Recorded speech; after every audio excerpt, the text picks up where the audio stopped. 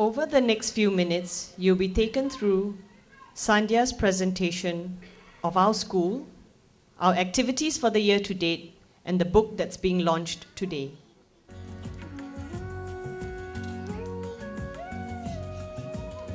Namaste to one and all. Today marks the 8th anniversary of our school. We start this presentation by first offering our humble salutations and respects to Swami Shantananda Saraswati, the founder of the Temple of Fine Arts, who blessed and officially opened our studio 8 years back. Today's function also marks the launch of the second book written by our teacher Manoj Kaimal. Before previewing the book, I first thank you for your positive feedback to our 2007 book launch, held at the Indian High Commission. Your encouragement has emboldened us to avail of this bigger venue for this year's launch. Our first book, Celebration of Asanas, has been guiding many yoga practitioners, and we thank the MPH distributors as well as our students and well-wishers to help it to reach as many as possible. This year's book is a detailed commentary on the first chapter of the Yoga Sutras of Patanjali. Who is Patanjali? Patanjali is a great sage who, around 3,000 years back, authored the Yoga Sutras. The succinct aphorisms of the sutras truly form the quintessence of yoga. Apart from yoga, the great sage is attributed the authorship of Mahabhashya, a most renowned commentary on rules of Sanskrit grammar. Moreover, many experts of Indian traditional dance considers Patanjali as an exceptional exponent and teacher of dance. An Ayurvedic medical text too is ascribed to him. Now, for us at Manasa, through the words of Manoj, we know Patanjali not just as an ancient teacher, but more as a living, radiant presence, a luminous body of teachings which shines through as rays of light, helping to remove the darkness of self-ignorance and reveal the glory of the true spiritual self. And today, we respect the source gurus from whom our teacher came to study the text. Our respects to Swami Vivekananda. Swami Vivekananda, one of India's greatest sages, was one of the first to introduce Indian philosophy to the Western world. Manoj's first exposure to Patanjali's Yoga Sutras was through Swami Vivekananda's Raja Yoga. At that time, he was only 8 years old. From then on till now, Patanjali's teaching in various forms rings its presence in Manoj's consciousness, whether he is practicing, teaching, or even during states of distraction. Patanjali truly has spoken of all possible states of one's consciousness in the Yoga Sutras. Paramahamsa Yogananda, author of the renowned autobiography of a yogi, is another great inspiration for our school. In this great Guru's book too, Manoj found continuous references to Patanjali's Yoga Sutras, which further fanned his passion for the sutras. Moreover, Paramahamsa Yogananda's grand teacher, the great Lahiri Mahashaya, has written a beautiful commentary on the sutras, thus revealing its importance in one's pursuit of the true self. Lahiri Mahashaya was a disciple of the legendary Guru Mahavatar Babaji. Another of Manasa's source gurus, Swami Shivananda, also refers to Patanjali in almost all his books and has written specifically on Patanjali's Yoga Sutras in his book named Raja Yoga. Guruji Patabi Joyce of Mysore, the principal teacher of the popular Ashtanga Vinyasa Yoga. Manoj directly learned the methodology of Vinyasa practice from Guruji and his grandson Sharath through a series of yearly visits.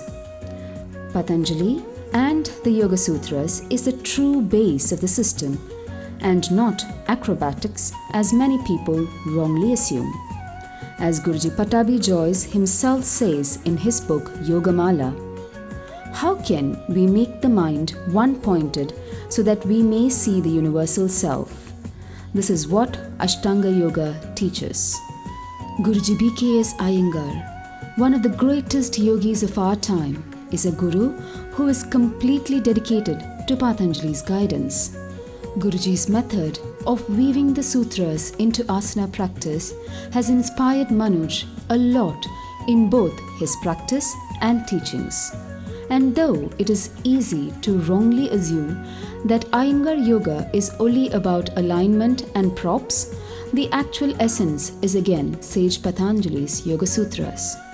As Guruji Iyengar himself has written in one of his books, the yoga I teach is purely Ashtanga Yoga as expounded by Patanjali in his Yoga Sutras. From all this, we can gather that Sage Patanjali and his Yoga Sutras form the common background fabric on which is weaved the outwardly different styles of yoga. So, to the question, is a book on sutras relevant? The answer is an emphatic yes. Though most students would consider their sticky mat as the most indispensable tool for the practice, as without which they tend to slip, in truth, of even more importance is the Yoga Sutras, as without a good knowledge of it, they are truly moving without a base. It was in 2006, during our first Manasa Yatra to Rishikesh, Himalayas, that a clear idea to personally write a book on Patanjali's Sutras, especially bringing into light Vyasa's commentary of it, occurred to Manoj. After one of the lectures on sutras, an anonymous monk walked up to Manoj and enquired as to whose commentary he was basing the lectures upon. At that point of time, Manoj's teaching was not exclusively based upon Vyasa's commentary. And this question by the monk, who left without even waiting for a clear answer, left him pondering on this aspect. He knew that, though most students of yoga are familiar with the name Patanjali, they are not so with Vyasa's commentary, considered the most accurate commentary on Yoga Sutras. By the time we boarded our flights back to KL, the intention to write a book on Vyasa's commentary of Yoga Sutras was clearly formed in Manoj's mind. We truly hope that the book will be useful to all readers in understanding the Samadhi Pada clearly. We now take this opportunity to thank the many wonderful people who has helped us immensely in our endeavor of launching this book on sutras. First of all, the dynamic duo of Kwan and Susan. They were the force behind the actualization of our first book, and they remain even more so of our current book. This book on sutras really took many hours of contemplative work from Kwan, our ever thoughtful editor. And it required the effervescent Susan to stabilize herself and come out with the many insightful drawings you will find in this book. From the name of the book to the cover design and to almost every word of the work, their inputs have gone in. Thank you both for everything. Now, a word of thanks to our designers Shobh and Agnes for their patience as well as for the smiling countenance of theirs which never waned even in the face of ever-changing drafts. Truly, lots of inputs have come from their thoughtful scrutiny more than what we know of. Thank you very much. Our gratitude to the Foguan Shan Buddhist Monastery in Janjarom for giving accommodation to Manoj during the closing stages of his writing.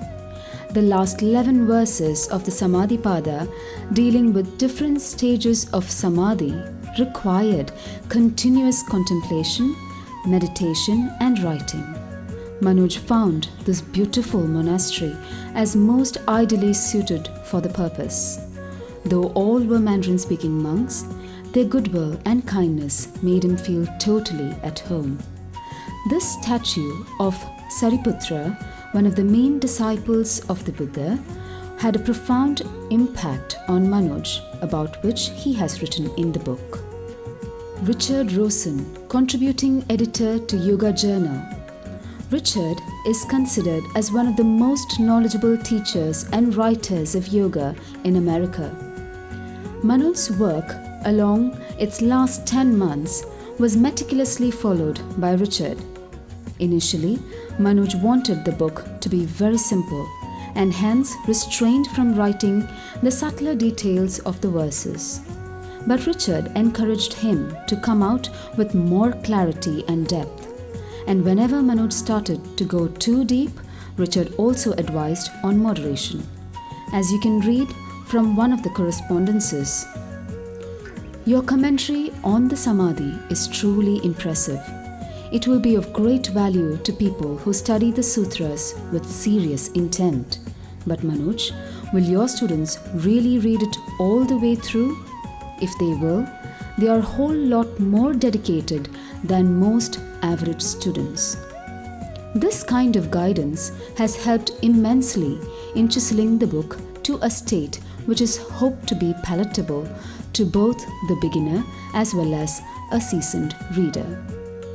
Our humble gratitude to His Holiness Swami Dayananda Saraswati, one of the foremost gurus of Vedanta. Selected chapters of the book have been personally read by Swamiji, and we consider that as a great blessing. Through his indirect advice, some of the oversights in the work could be removed. Thank you, Swamiji. Traditionally, the scriptural teachings were always transmitted from mouth to ear, meaning through verbal teaching. One cannot learn the philosophy of sutras without learning how to chant it. Both go together. And to help you learn to chant, we have included an audio CD with the book. The CD has 2 tracks. The first track is instructional, where each verse is broken down to its individual words so that it is easier to learn. The second track is more for listening pleasure, and we thank Sri Kumar Kartigesu of the Temple of Fine Arts for composing as well as providing his beautiful sitar notes to the chant. We also thank Seshadri for providing melodious spiritual tunes to the chant with his flute. Our gratitude to CK of King's Musical Studio, coincidentally a king in one of our plays too, for sponsoring the recording, and to Riser, the sound engineer, for all his time, work and amazing expertise. Teachers Training. Our school has seen the successful graduation of more than 100 yoga teachers through our twice-a-year teacher training program. Most of them are running classes successfully. This year, Kaur opened his Manasa studio in Gumba. More than 50 students practice yoga there under his watchful eyes. Supei opened hers in Kotakamuning. Mei-Ling runs hers in Stapak, and Julie in Kajang. Other than these 4 registered Manasa studios, 2 Manasa dedicated studios, one by Alice and another by Shireen, was also launched in 2008. Our congratulations to all of you. The first overseas Manasa workshop was conducted this year by Kasha Gendes in Nairobi.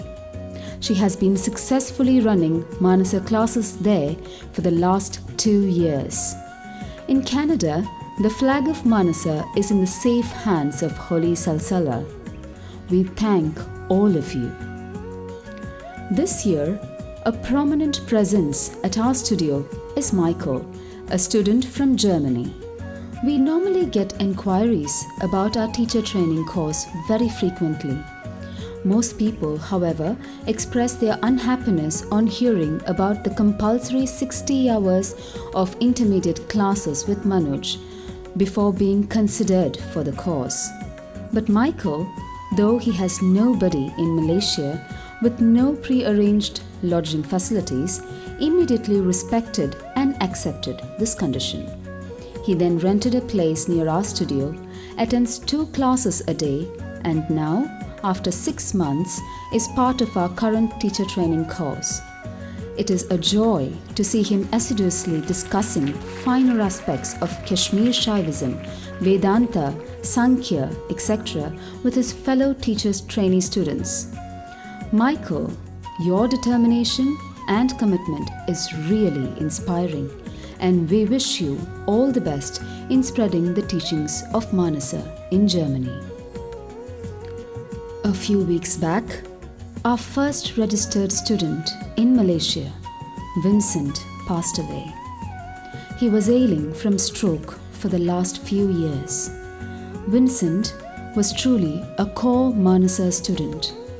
Once, when Manoj had to be in India for an indefinite period of time, an air of uncertainty started to loom over the future of the studio. Vincent believed that if someone practices yoga every day in the studio, in the same class timings when Manoj was teaching, then things will turn around. He used to light the altar of the studio and practice yoga daily using recorded tapes of Manoj's classes. Dear Vincent, we thank you for all your support and love, and in our minds, you're always present at the front left corner of our morning classes. Finally, for this event itself, we have to express our profound gratitude to so many people. Shankar Kandasamy and Umesh Shetty of Temple of Fine Arts helped us stage the first yoga dance in Australia in 1999. Then, 7 years back, with their guidance, we staged it for the first time in Malaysia at the launch of the popular Ayurvedic Centre, Ayur Centre. Coincidentally, it was at this very same venue of Mass Auditorium. The eyes of both these truly great artists, as seen in the picture, are always aiming at the singular target of immersing, experiencing, and expressing dance in its purest form, as well as its undiluted dissemination in the high standards that they have set. We are truly fortunate to have their active support and inputs during our initial years. Now, for today's show, one name which requires a special mention is Annie for coordinating and organizing the minutest details of the show, from listing the usherers to booking the hall to so many things which we are not even aware of. Thank you, Annie, for really bending your back for us. Now, we humbly fold our palms in Namaste to express our heartfelt gratitude to all our volunteers and participants. Thank you for your time, effort, selflessness, and love for your school.